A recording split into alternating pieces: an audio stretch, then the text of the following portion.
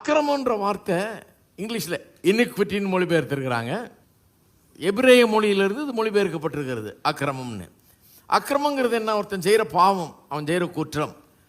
அப்போ நாம் நினச்சிடக்கூடாது வெறும் நம்ம செய்த பாவத்தை, நம்ம என்ன பாவம் செய்தோமோ அதை மட்டும் தான் இயேசுவின் மேலே வச்சுட்டாரு ஆண்டவர் அப்படின்னு நினைக்கக்கூடாது.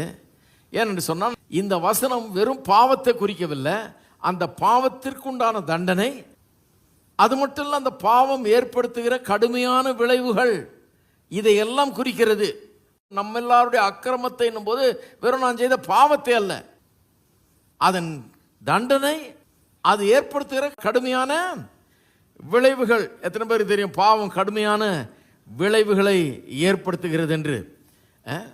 பாவத்தை நிமித்தமாக தான் பாருங்க, இன்னைக்கு மனுஷனுக்கு சந்தோஷம் இல்லை, சமாதானம் இல்லை, நிம்மதி இல்லை,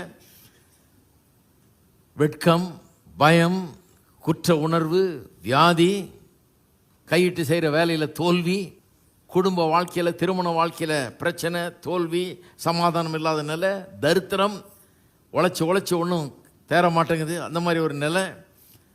இதெல்லாம்